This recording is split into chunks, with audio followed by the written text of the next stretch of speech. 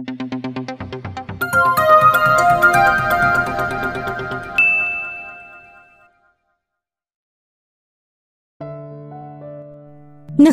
ni Hana si Apollo Martinez nang gabing tumakas siya.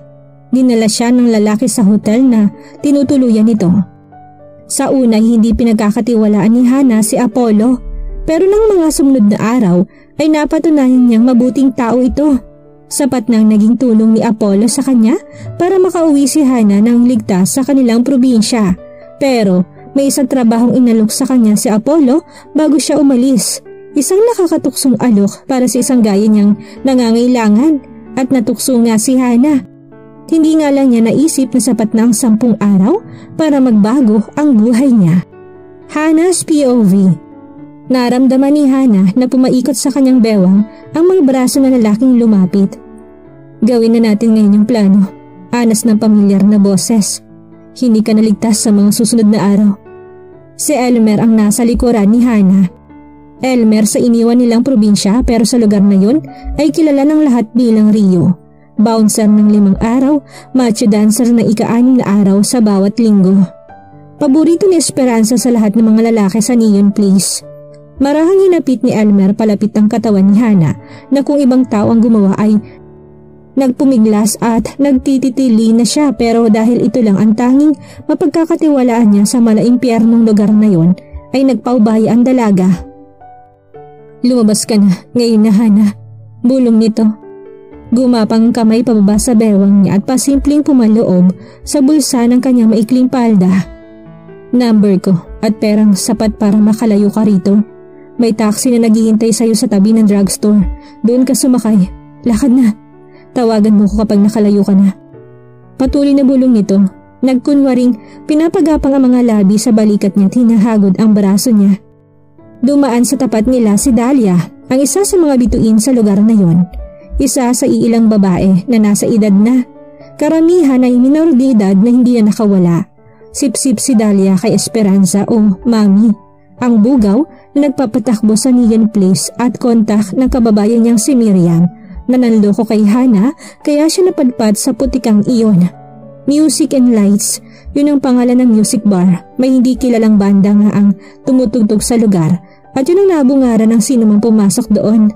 Pero panlansi lang yun. Ang totoong mukha ng Music and Lights ay makikita pagpasok sa tagong pinto na naglalagos sa sekretong lugar, ang Neon Place o Neon. Natawag na lahat sa tagong lugar na yon kung saan ay may mga parokyano ni Mami lang ang nakakapasok. Nasa lugar na yun ang entablado kung saan nagsasayaw ng hubad ang mga bituin ng Neon Place. Nandoon din ang 2 VIP rooms para sa mga parokyano na hindi na gustong lumabas at 3 pang maliliit na silid para sa parokyanong maikling oras lang ang binabayaran. Ang lahat ng waitress na nasa Neon ay nilalabas ng mga parokyano sa presyong takda ni Mami. Ilan sa mga yun ay sanay na sa ginagawa at ang karamihan ay katulad niyang nasadlak doon at hindi na nagawang makatakas. Mas marami ang bilang ng mga minor de edad. Isang lugar lamang tinutulugan ng lahat ng waitress at nakakandado yun sa umaga at sa madaling araw naman ay may bantay sila. Sa oras ng trabaho lang sila malayong nakakaikot-ikot sa paligid kaya marahil yun ang oras na sinasamantala ni Elmer para isagawa ang pinangakong tulong sa kanya. Hinigpitan ni Elmer ang yakap sa kanya. Nagpaubaya siya sa halik nito sa gilid ng kanyang leeg at paghaplos sa katawan niya. Alam ni Hana na ginagawa lang nito yon para ipakita kay Dahlia na abala sila sa isa't isa kaya sila nasa sulok at madilim na bahagi niyo ng Neon. Sige Rio, ani Dahlia sa nakakalokong tono. Pagsawaan mo ng gagang yan. Ang nagpapanggap na inosente habang may oras ka pa. Hindi ka naman siguro gago para isiping pagbibigyan ni Mami ang pabor na hinihiling mo habang buhay, no? Bilang ng araw ng babae mong yan, maraming parokyano na naglalaway sa katawan yan. Saka humalakak si Dahlia, puno ng mali siya, marumi. Pasalamat ka, nagpapasok ka ng pera kay hindi ka matiis ni Mami. Naintindihan ni Hana ang ibig sabihin ni Dahlia. Isa si Elmer sa dinarayo ng mga bading at matrona sa Neon tuwing Sabado. Isa si Elmer sa 3 lalaki na nagsasayaw sa entablado sa ganoong araw, yun ang sabi nito. Pagsawaan mo na siya habang may oras ka pa. Ang tinutukoy ni Dahlia na pabor na hiningi ni Elmer kay Mami ay ang panatilihin siyang waitress hanggang sa handa na siya. Umaasa si Hana na may tataka siya ng lalaki bago siya maging handa sa tunay na trabaho ng mga babae doon. Hindi siya kailanman magiging handa sa trabahong iyon, kaya alam ng dalaga na sinabi lang yun ni Elmer para magkaroon ito ng sapat na oras para itaka siya. Kung paanong napapayag ng kababata ang mukhang perang si Mami ay walang idea si Hana. Siguro'y tama si Dahlia, malakas si Elmer sa bugaw na yun dahil nagpapasok ito ng pera. Nilampasan sila ni Dahlia, hindi niya kailangang sundan ng tingin ng babae para malamang halos subad na ito sa suot ng lace underwear. Sasalang ito sa entablado maya-maya at walang ititirang saplot sa katawan. Alam niyang matutulad siya kay Dahlia sa mga susunod na araw pagkatapos pagsawaan ng katawan niya ng mga lalaking regular na naroon. Iniisip pa lang ni Hana ang mga parating na araw ay abot-abot ng kilabot ang hatid sa sistema niya. Ngayon siya mas naniniwalang ang mga taong hindi bumibitaw sa Panginoon ay patuloy din na ginagabayan gaano man kadilim na landas ang babagsakan ng mga yon tulad niya. Akala ni Hana ay malulubog na siya sa putikang iyon, pero isang tagapagligtas ang natagpuan niya sa katauhan ni Elmer. Kababayan niya si Elmer at kababata, magkaklase sila sa elementarya. Nawala na lang ito sa lugar nila pagka-graduate nila ng elementary. Ang balita ay lumuwas ang binatilyo ng Maynila. Hindi naisip ni Hana na sa lugar na yon umiikot ang buhay ni Elmer ngayon. Mag-iisang linggo na si Hana sa Neon bilang waitress. Siya ang bukod tanging waitress na hindi na ilalabas ng mga parakyano ni Mami dahil kay Elmer. Alam niya hindi lang yun ang nais gawin ni Mami sa kanya. Lalo't pataasan ng alok ang mga regular na naroon, mailabas lang siya pero pinagbigyan ng bugaw si Elmer. At ng gabing iyon ay tinutupad ni Elmer ang pangakong tulong, yun sa lalaki. Ayon sa lalaki, tama nang ito ng malubog sa putikang iyon dahil yun na ang mundong kinasanayan nito, pero siya ay hindi nababagi doon. Nangako itong gagawin ng lahat para maialis siya sa lugar na yun. Sige na Hana, bulong ulit ni Elmer pagkaalis ni Dahlia. Maglakad ka lang ng normal, hindi ka sisitahin ng gwardya bago yan at dikit kami. Sumakay ka sa taxi naghihintay sa'yo doon at pagkatapos huwag ka nang lumingon kahit na anong mangyari. Sunod-sunod ang pagtango ni Hana. Salamat Rio. Sinuot nito sa kanyang jacket.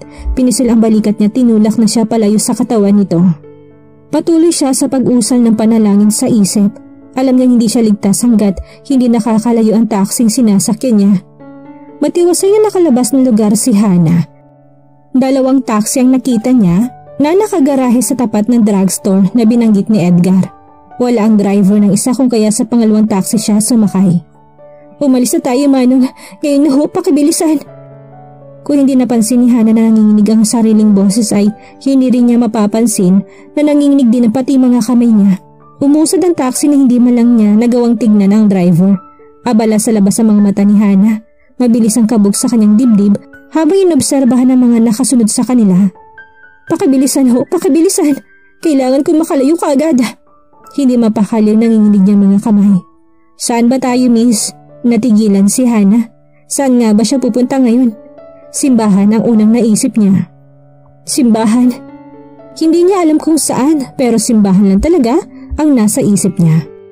At habang nakasubsob sa nakasarang pinto ng simbahan ay nilabas ni Hana ng halo-halong emosyon. Kailangan niyang gawin niyon para makahinga ng maluwag. Nag-breakdown siya ng mga sumunod na sandali. Apollo's POV. Hindi niya kilalang babae kaya hindi maintindihan ni Apollo kung bakit apektado siya sa nakitang pagyugyug ng mga balikat nito. Matapos sumubsob sa nakasarang pinto ng simbahan, dapat ba siyang matuwa sa kapalaran niya ng gabing iyon? Napailing si Apollo, maya-may napahagod sa batok. Unang gabi niya sa Maynila, pagkagaling niya sa airport kaninang hapon, iniwan lang niya ang gamit sa hotel at tumuloy siya sa bahay ng kaibigang si Jonas. Napahaba ang kwentuhan, inabot na siya ng hating gabi sa bahay nito.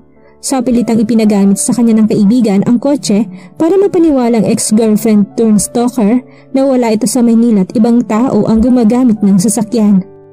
Natawa na lang si Apollo nang sabihin ni Jonas na nasa talyer pala ang sasakyan tinutukoy nito sa kagagawan ng ex-girlfriend na pinag-uusapan nila. Kaya gamitin na lang daw muna niya ang isa sa mga taksing pag-aari nito. Ipapakuha na lang ni Jonas ang taxi sa driver pagkahatid sa kanya sa hotel. Gusto niya mag-drive kaya tumanggi siyang magpahatid. Nagbigay na lang siya ng oras para makuha ng driver ang taxi pagkahatid niya ng iba pang gamit na kailangan niyang bilhin bago bumalik sa hotel. Dumaan si Apollo sa drugstore para bumili ng food supplements na hindi niya naisama sa mga gamit. Salamat na lang at bukas ng 24 hours ang drugstore na yon na nadaanan niya. Nagulat pa siya nang hindi pa man nakakalabas ng sasakyan ay nagmamadaling pumasok ang babaeng naging pasahero niya. Hindi na nasabi ni Apollo na hindi for hire ang taxi nang makita niya ang panik sa kilos ng babae. Nanginginig din ang mga kamay nito habang hindi mapakali sa pwesto. Lingon ng lingon na para bang hinahabol ng masamang loob. Natagpuan na lang niya ang sariling pinagbibigyan ang pakiusap ng babae na lumayo na sila. Hindi nito kailangang ulitin ang sinabi para malaman niyang may tinatakasan at sa anyo ng babae ay may kutob siyang lalaki yun na nagtangkang gawan ito ng masama. Hindi inaasahan ni Apollo na sa simbahan ang sasabihin itong destinasyon. Wala sa ayos ang babae kung husgahan niya ito base sa pisikal na anyo. Ang kutob niya hindi ito ligtas sa pinakamalapit na simbahan kaya dinala niya ito sa simbahang malayong malayo sa lugar na pinanggalingan nila. Hindi inalis ni Apollo ang tingin sa babae. Pagkalipas ng 15 minuto, inayos na itong pagkakatayo. Nakatalikod ang babae sa direksyon ni Apollo pero nakita niyang pag-angat ng kamay nito para tuyuin ang mga luha. Hindi niya napigil ang lihim na humanga rito nang huminga ito ng malalim. Tumuwid ang mga balikat at tinaas ang mukha na para bang naisabihin sa mundo na kaya nitong harapin ulit ang buhay. Humarap ang babae sa direksyon niya, huminga ulit ng malalim. Tumingal at nagbuga ng hangin. Magaan na mga hakbang nito pabalik sa taxi. Bugtong mga matay maaliwalas ng mukha ng babae. Tough babe, sa isip niya habang nakasunod ang tingin sa bawat paghahakbang nito. Hindi siya naging interesado sa kahit kaninong babae dati. Isang babae lang ang nakikita niya hanggang ng mga sandaling iyon, si Crystal lang. Ngunit may kung ano sa babaeng ito na humahatak sa interes niya. Gusto niyang malaman ang dahilan ng takot nito. Gusto niyang malaman ang nagpapapigat sa dibdib ng babae para umiyak ng ganun na lang. Gusto niyang mas kilalanin ito. Pumasok ang babae sa backseat at tahimik na naupo. Saan tayo ngayon? Tanong ni Apollo. Sa ligtas na lugar na pwede kong tuluyan, Manong. Wala bang nabanggit si Rio sa inyo? Hindi na nito naituloy ang pangungusap matapos mag-angat ng muka't mapagmasdan siya. Pinigilan niya mapangiti ng umawang ang mga labi nito. Rumihistro rin sa mga mata ang gulat na para bang hindi makapaniwala sa nakikita. Huling-huli ni Apollo ang pagnunok ng babae. Hindi na niya napansin ang huling sinabi nito. Naaliw siya sa reaksyon ng babae sa kanya. Sa kabila ng suot nito, sa palagay ni Apollo, hindi ito isa sa mga babaeng nababagi sa kalye sa kalaliman ng gabi. Itutuloy niya ang unang naisip kanina. Dinaanan niya ng tingin ng simbahang iniwan nila. Nakamasid nga sigurong Diyos ng mga sandaling iyon kaya sa taxi niya sumakay ang babae. Hindi nga niya ito pababayaan na lang basta pagkatapos ng mga nakita niya. Sa ligtas na lugar, Miss. Hannah's POV. Isang lalaki nakaputing bathrobe na hindi nakabuo ng pamulatan ni Hannah paggising niya. Palakad-lakad ng lalaki sa silid at may kausap sa cellphone. Ilang segundo bago nag-sink in sa kanya kung nasaan siya, sabay lang ang pagsinghap niya sa pagbalikwas ng bangon. Natigilan ng lalaki, humarap sa direksyon niya. Kaagad inilayo ng dalaga sa hantad na katawan ng lalaki ang tingin. Inipit ni Apollo sa tenga at balikat ang cellphone para ibuhol ang robe na suot. Pagkatapos gawin niyon ay ngumitito sa kanya tinuloy ang pakikipag-usap sa cellphone. Wala sa loob na niyiko ni Hannah ang sarili. Napasighapuli siya at animo ay pagong na inuklo para kubli ang katawan sa ilalim ng kumot matapos niyang makitang suot pa rin niya ang halos subad na niyang uniform sa neon. Saglit na pinakiramdaman ni Hannah ang sarili. Wala naman siyang kakaibang nararamdaman sa katawan at may kumot pa siya. Boots lang ang hindi niya suot. Ibig sabihin mabuting tao nga si Apollo. Hindi pala katulad ni Apollo ng mga lalaki sa neon na kulang na lang ay sunggaban siya. Hindi na gustong isipin ni Hannah ang naging kalbaryo niya sa bawat gabing pinagpipiyastahan ng katawan niya. Hindi lang ng tingin ko hindi na mga walang pahintulot na haplos na laging nagpapatindig ng balahibo niya. Salamat na lang at nakatakas na siya sa impyernong iyon bago pa niya pandirihan ang sarili. Good morning, kaswal na bati ni Apollo matapos ilapag ang cellphone. Pwede ka na mag-freshen up. Gamitin mo na muna yung damit kong kakasya sa'yo. Magpapahatid ako ng foods. Mag-breakfast ka habang wala ako. Mag-uusap tayo pagbalik ko, okay? Marahan siyang bumangon, hila pa rin ang kumot para itakip sa katawan. Wala nang itinagong uniform niya. Kaya kailangan niyang ibalabal sa sarili ang kumot. Napansin niya nakasuot na si Apollo ng shorts at puting t-shirt at mas bata pa palang lalaki kaysa sa inaakala niya. Saan ka pupunta? Ang ibig ko sabihin, kailangan ko na umalis. Hindi na kita hihintaying bumalik. Umangat ang mga kilay ni Apollo kaya napatigil si Hana. Aalis ka ng ganyan na suot? Tanong nito. Bumaba ang mga mata sa bahagi ng dibdib niyang nakalitaw. Hinila ulit ni Hana ang kumot hanggang sa may leeg niya. Nawala sa isip ng dalaga na wala nga pala siyang ibang damit na masusuot. Lahat ng gamit niyang hawak ni Mami. Pati mga identifications, pera at iba pang mga dokumentong dala niya mula sa probinsya para sa inakala niyang marangal na trabahong dadatnan niya sa Maynila. Nangako si Elmer na kung swertehin raw ito ay may babalik sa kanyang mga gamit pero binalaan na siya ng kaibigan na huwag masyadong umasa. Kailangan mo ng damit, sabi ni Apollo at ngumiti. Para bang ang bait-bait nito tuwing umingiti ng ganoon. Nang mga sumunod na sandali nag-init na ng hustong mukha ni Hana habang sinasagot niya mga tanong ni Apollo tungkol sa size niya. Hindi lang kasi damit ang tinanong nito, pati na rin ang size ng mga panloob niya. Nahiling ni Hana na lumubog na lang sana siya sa pwesto nang makitang napapangiti ang lalaki nang palabas na ng silid. Lumingon si Apollo, hustong nasa tapat na ng pinto. Hana, ang sinabi mong pangalan mo kagabi tama? Tumango siya. Is that your real name? Tumango siya. Hyacinth Hana Arcega. Tumaas ang sulok ng mga labi nito. May kapatid ka bang Rose, Jasmine or Dahlia? Rose ang ate ko, busy naman ang bunso namin. Tres Marias daw kami kaya pangalan sana ng mga santang ipapangalan sa amin ni nanay.